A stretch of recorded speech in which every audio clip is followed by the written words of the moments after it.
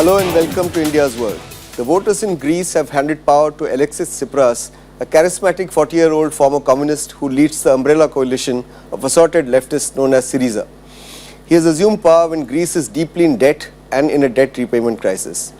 The Greek bailout expires on February 28th. By that date, the political leadership in Greece and the European Union have to decide whether to continue the bailout and if so, whether Greece would continue to agree to the spending limits imposed by the lenders.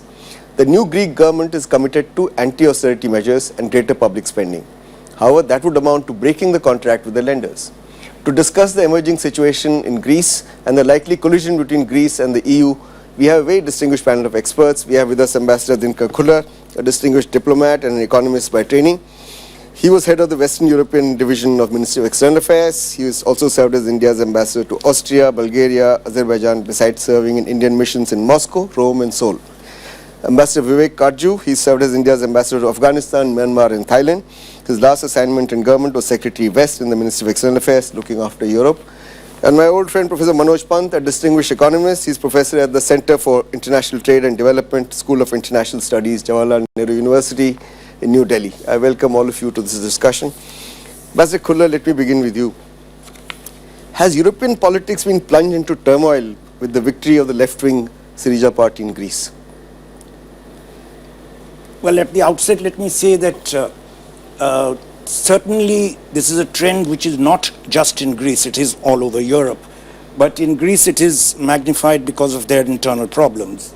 This whole anti-austerity move is something that has spread in different parts of Europe, and we can expect similar outcomes in other elections. Southern Europe, European countries. Really. There is also a similar trend in some parts of Northern Europe. Some parties have emerged, for instance, in places like Finland, which want to break from the austerity and are in fact are not willing to finance further packages. However, let it be said that the voters have very decisively elected the government in Greece, and this is a manifestation of a trend which has been visible for the last 3 to 4 years. I mean, it is evident if you have 25% rates of unemployment and more for youth, if you have a 25% contraction in the economy, as has happened in Greece in the last 4 years, it is fairly obvious the voters are going to move in a certain direction. And this was anticipated very much. What perhaps was not that it would be such a clear majority that has emerged, almost absolute majority. They had to join up with another right-wing party. But this is a trend which I think most people in Southern Europe, to take cue from you, would also be looking at in other countries. Okay, Ambassador Katju, the Syriza party, as Ambassador Khullar pointed out, was 2 seats short of majority. They got 149 out of the 300 parliamentary seats and had to enter into a coalition with a right-wing party, the Greek Independence, or they call ANL, right? ANL. To form a government. How long do you think this coalition will last? Because the only thing they share is their position on the Greek debt and on austerity measures. No, I think they'll last for a sufficiently long time, because the point that you mentioned, the points of convergence on the debt, and is a cement which will keep them together, because the debt crisis is not going to end anytime soon, Bharat. In addition to the points that Dinkar has mentioned so well, I think there is one other point. Greece is an ancient civilization. It's a very proud nation. It's a small nation. There are hardly 10 million plus people. But they have this history. They are the cradle of Western civilization. And therefore, I think there's something they find very revolting, that their economic policies are now being literally decided not in Athens, but they are being decided in Brussels. And more than Brussels, perhaps in their perception, they are being decided in Berlin. And this is something which they are unable to swallow. Hence, apart from the intense anger which is being caused by the contraction, which Dinkar has sort of outlined so well, there is this feeling of nationalist pride that is coming in. And that's what unites the left and the right. That is what is also a unifying factor. Okay. Manoj, many countries on the periphery of the Eurozone have accepted painful reforms and fiscal austerity as the price of bailout between 2010 and 2013. So then why has the Greek voter revolted in this manner and backed a party which was actually against all the economic policies that they followed up to now? See, you've got to see the Greek crisis as compared to the Italian one or the Spanish one. Theirs is significantly worse. You know, I was looking at some numbers. I've never seen an economy which starting 2007 is continuously contracting. This is, by the way, a peculiar case in economics where your real GDP is growing faster than your normal GDP. This is unheard of. I mean, most economists, we don't know what to do. It just means prices, everything is deflating, right? So what's happening is, in this situation, what happens, currency starts losing value, right? Because you're deflating every day. So the first problem is they have very peculiar crisis. And I believe that the genesis of this crisis began very long back. In 94 onwards, when the EU 15 decided to go in for EU 27 and look at political integration in the East because of the breakup of the Soviet Union, not remembering that political unification without economic similarities is a big danger. So the problem began then, it hit the, what they say, the problem arose now because of recession. If there was no recession, everyone's muddling on, but let's be very clear, most of the other economies, Spain, Italy, even France, are heading for the same trouble, but not as bad. It's just that their debt problem, let me see, numbers are in 2014, 146% of debt to GDP, unpayable, right? That's what started. So I think that's the reason why it's like maybe the straw that broke the camel's back, but they're all heading the same way. It's gone to 175% of the GDP. Right, 175 now. Okay, 175. Right. So this is not coming down at all. Okay. Ambassador Khullar, the new government has already reversed many of the earlier policies. For example, they've decided to increase pensions. Minimum wage has been raised by 45%. There's a return to collective bargaining for the trade unions. There's a freeze on privatization. Households will get food stamps, free electricity, and armed forces would have their pay cuts restored, but also would be paid for last 4 years' pay cuts. Now, these measures are undoubtedly popular with the Greek public. But how will they finance these measures? And the Greek finance minister has gone on record to say that even after doing all this, he will have a small primary surplus, that is before debt interest payment. This seems rather difficult to swallow, that there seems to be no numbers in their growth pattern which would indicate that they would be able to sustain increased expenditure. I mean, they were running till 2011, they were running primary deficit. They have had a primary surpluses only recently appeared on the scene. After they did all the measures, the austerity measures were undertaken. So I don't see how it's possible for them to do this unless they have some fabulous growth figures generated out of it. But none of these seem to be manifesting themselves in supply side changes. I mean, they've also re-employed a large number of civil servants. Now, I'm not quite convinced that this will convert into the output. It can happen. You can have a system where you run a deficit, everything moves very rapidly, economy expands, and that you're able to generate this.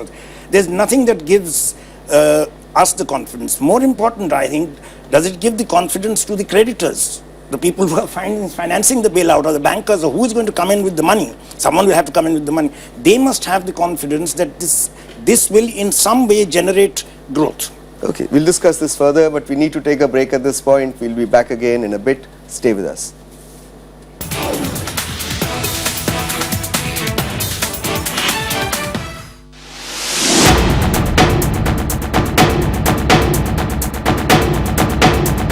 As Delhi decides,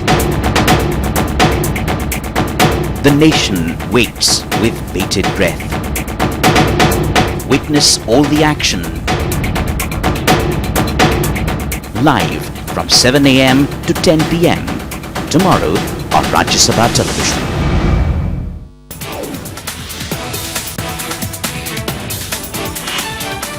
Welcome back. We're discussing the Greek debt crisis and its possible impact on the Eurozone and the European Union. Vivek, do you think that the debt trap which Greece entered into was a result of integration of Greece into the EU and the Eurozone, as Professor Pant was suggesting earlier? Let me try to respond in a minute to what Dinkar was saying. I think the answer to why they are doing this, increasing their own burdens, lies not in economics, it perhaps lies in politics. They are signaling to Europe, to EU, and especially to the northern European countries, that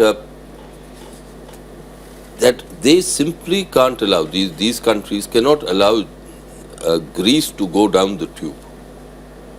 That's a vulnerability which Greece and the Greece political system is now facing, because the people of Greece are no longer willing to accept these austerity measures as they are being enforced, because economically they are not leading to any productivity. If there is contraction, then they are not working economically.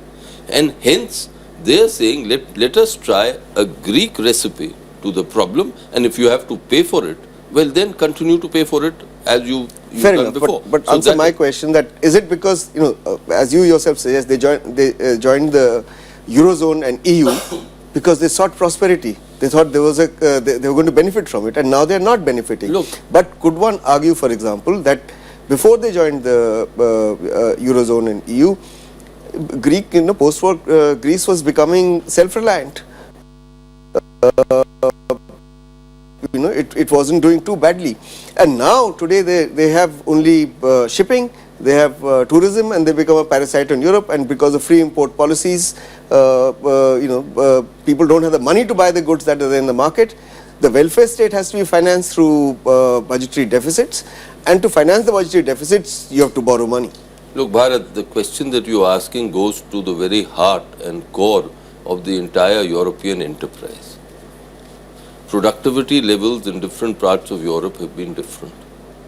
And therefore, inherent in the European enterprise was that if deindustrialization takes place in one part of Europe, the part that emerges superior in terms of industrialization, where industrialization flows take place, will cushion the impact of deindustrialization. You wanted to say something, Just add a Khullar? point that their joining the Eurozone, I don't think should be linked, because it was precisely when they joined the Eurozone that they were able to borrow on much better terms, because the advantage of the euro was that if they had borrowed in drachma, the margins between what was done on the Deutschmark and on the drachma would have been huge, which is now manifesting itself because they haven't been. But the borrowing spree of the Greek government was in fact followed on their joining the euro. That's precisely the point I'm making. You see, what happens is, if you look at the agreement under which these 12 countries came, apart from the E15, there were two. One, you've got to maintain certain fiscal deficits, right? Second, you can't devalue, right? Because you don't have a currency anymore. Now, precisely because they were being bribed, I'm not blaming them, I'm blaming the rest, because they were being bribed to join the coalition on the Eastern. Everyone agreed to pay their debts. Now, the question is, if you can't devalue, you don't have certain options regarding how you can use monetary policy, then how are you going to run an economy running on debt? Now, that's precisely what's happened. This problem, by the way, was earlier. It's just that the boom years of 2000, 2007 kept them going. Minute the recession came, everything. Precisely. The question I want to ask you was, if there was no economic crisis of 2008, 2009, Right. then they could have muddled along. That's right. But And now nobody is willing to lend. But maybe the same thing will happen 10 years down. See, ultimately, there's no such thing as a free lunch. Especially because remember, Greek debt is not a private debt. It's government debt. So if you look at the bailout package, which says what? That you've got to have austerity measures, allow more private enterprise, and you've got to run a primary surplus some point in time or the other, which seems a standard thing which any economist, irrespective of EU. But how do you do that to a government where which is unable to collect taxes, where corruption is That is the point. huge? That's the point I'm making. And neither has this government That done is anything on movement in that direction. Therefore, So far. it comes back to my point. Therefore, structurally and politically, different economies integrating to become one country is a problem. It's an inherent problem. You Which is what absolutely was right. bound That's to happen. exactly what I was trying to say. It is bound to happen. But let me ask you this now, Vivek. The new Greek government is demanding, of course, an end to austerity, and they are also demanding an international conference for restructuring the Greek debt. Yes. But in return, they are saying they will crack down on tax evasion and corruption, and they will come up with a program of reforms by June. Now, do you think the new Greek Prime Minister and his Finance Minister will eventually be successful in coming to an understanding with the European counterparts on this? Look, I think some via media will be found. As of now, if I was a betting man, I'd put my bet on that both sides, both the European institutions, the three European institutions that are really overseeing the debt, the Greek debt crisis, and the new Greek government will find a via media. Because neither side can afford a complete collapse of Greece, which is likely to happen if no resolution is found to the crisis by the 28th. Okay, but Manoj, who owns this massive 315 billion euro Greek debt besides European banks. Mostly European banks. European banks? Now see, but there are also private investors. Yes. But 12% is with the private investors. But let me tell you what what is their solution that they're giving? They are trying to look at the Brazil system in '82. Not remembering that Brazil was an independent country, free to do independent monetary. What is their solution? We take look at the current one, solution not bad. They've got about 120 billion already. Then the creditors have been convinced to give up face value of 53% of debt. So already write-off is there. They say we will not do that. We will now come back and say, let's convert all the debt into bonds. And then we will pay the bonds in perpetuity, which is not bad because banks want their interest to be paid. They don't really care about the principal as long as they. But the question is, and I saw a very good calculation, the fact that they're not growing and the fact that the interest rate cannot be below 3%, right? That's what's going everywhere in Europe. At 3%, if they have to pay, they'll pay next 200 years they'll take just to pay off the interest rate. So their solution to me is worse than the problem. I do believe that short of them cutting government expenditure, short of them disguising the austerity measures, the only solution is to move out of the EU and devalue the currency. We're going to discuss that, but you wanted to say something. I would say make 2 points. One is the question of this debt. I think the meeting ground in Brussels, which I share Vivek's view may be found, is that now they're saying that we will not pay. Or they're saying that those people are saying we will reschedule, but we will not write off. Basically, write off is not on the cards. This has been going on since, same thing happened in 2008. Endlessly, this was debated in Brussels night after night. And what happened? Eventually, a compromise was found. There is too much political stakes in keeping the EU hanging together. For which reason, I think the Brussels negotiations will move forward. At what pace will depend on the willingness of this government.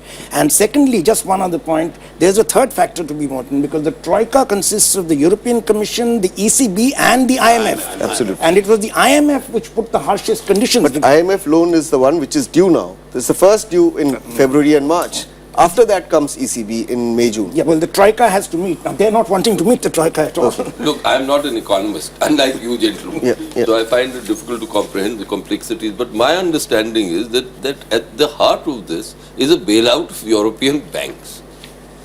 And there are some scholars whom I've read who say that, look, the bailout of European banks has been at the cost of Greek citizens. And therefore, this is, now one can argue this, that since banking is at the heart of the capitalist system, you've got to bail out banks. But if the banks have to be bailed out, then some kind of systems will have to be found. All right. I'll come back to you. I'll come back to you in a minute, but we need to take a break at this point. We'll be back again with you in a bit. Don't go away.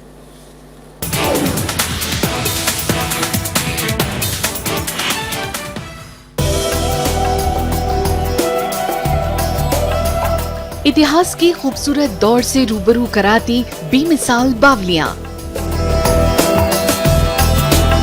जो हैं वास्तुकला का अद्भुत नमूना, जहां आज भी सैलानी बड़ी संख्या में आते हैं और कैमरे में यहाँ की यादें कैद कर ली जाती हैं। जल्द ही देखिए अस्मिता में एक यादगार सफर बेमिसाल बावलियां, सिर्फ राज्यसभा टीवी पर।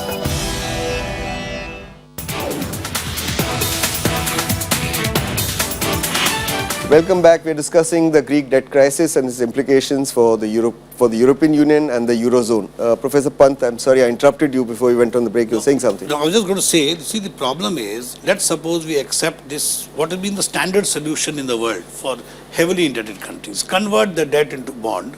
Hopefully someone buys the bond, that becomes part of an asset you pay. Now my problem with this is two. One, they are not in a position even to pay the interest where they are to pay. Second problem is, Just as we've argued that the people in Greece have voted that, look, we just don't want to do this. We are not going to do austerity. Fact remains that your bonds, 350 billion, whatever worth, are held by other countries. The other countries say, but how do we convince our electors? The point is, European Union has not become one country like it's supposed to be. That is where it is. In India, just take a small parallel. India, if Kerala has a huge debt, the central government takes over the debt because the RBI. Who's going to do that? ECB can't say we'll take up Europe. So that's the problem. Okay. Ambassador Khullar, the first visits of the Greek Prime Minister Alexis Tsipras have been to, and his finance minister have been to France and Italy, hoping that the centre-left governments there would support him. But they actually found no support, no concrete support.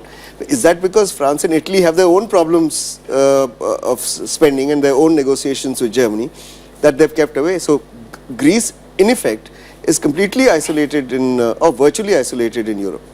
Greece is at this point of time very much isolated. They were looking for this support of any kind, as you mentioned, from France or Italy. But France and Italy have their own problems.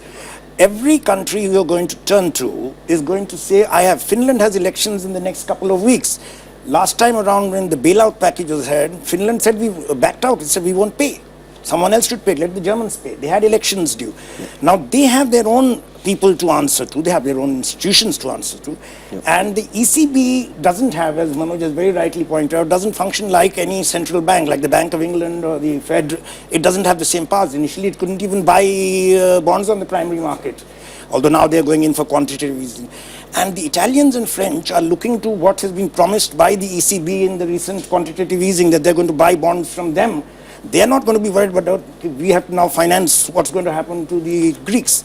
But the deal, politically, my reading from Brussels is that they will all, various machinations will be done to find some kind of deal unless the Greek government itself goes out on a limb. There's talk of Russia, as I'm sure you've heard, Russia has no money to give them. The only people who have the money are the Chinese. But the Chinese don't believe in giving, they don't want soft bonds, they want hard assets. They never give money. And also they've decided no assets to be on the But port. Vivek, why is Germany so crucial to the Greek debt restructuring, and what are Germany's choices? Because Germany is very keen on Eurozone because it's an export-oriented economy and it needs the Eurozone. At the same time, Germany needs to protect the savings of its taxpayers. So how difficult are the choices before Germany? So Germany has excruciating choices, and the Chancellor Angela Merkel is in a very, very difficult situation, as she has been since the Greek bailout began many years ago. She has to answer to her citizens who are saying that we are hard-working people, and these quote-unquote lazy Greeks, they don't do anything and they want to live off our savings and eat into our savings and finish our savings. So she has this excruciating problem. At the same time, she realizes that she can't, given the nature of the German economy, she cannot afford the contagion of Greece to affect Mediterranean European countries, Spain, Portugal, and Ireland for that matter. They can't. Ireland, not southern. Okay, so difficult choices. Yes. So, Professor Pant, why is February 28th an important date? And what do you mean by saying that on that day the Greek bailout expires? Is it a deadline really for the Greece? They will not have for the enough Greeks money. Because they've thrown up their hands. They will not have enough money to pay even existing Exactly. salaries. So is it a deadline really for the lenders that they have to come out with No, they'll work out something. But let me tell you, give you a more intuitive problem. See, 91 when this EU experiment was started in the Maastricht Treaty, what was the logic? And when I used to travel to Europe, I used to wonder, the French can't stand the Germans. The Germans can't stand the Italians. I told them, how are you guys all getting together? They said, we can't stand each other, but we can't stand the Americans even more. Now, question is, if the enemy's enemy is your friend, now you decide what political solution you want to give. Because economics... But that's not the situation today. It is. To the extent that, then they have to pay a political price for it. Because you cannot mix Okay, economics. we are running out of time. My last question to you, Ambassador Khullar. Do you see Greece exiting the Eurozone? And would that open the door for other countries to leaving the currency union? And what kind of political implications would it have for Europe? Let me say at the outset, it would have major implications for Europe, political and economic. And I would add to that I do not believe that this decision will be taken in a hurry. As I have been arguing right through this program, the Europeans have a habit of brinkmanship. They will take it to the last minute and at the last minute they'll find a deal. They don't want to start this process. Although my fears of contagion are much less now than 4 years ago, because they've built up a lot of safety walls, firewalls in the last 4 years. But nevertheless, that's briefly one I'm sorry, I know all of you have something to say, but we've run out of time. I'd like to thank all of you, Professor Manoj Pant, Master Vivek Katju, Master Dinkar Khullar. Thank you for coming here and participating in this discussion. That's all we have for you today. We'll be back again next week as usual. Till then, goodbye and thanks for watching.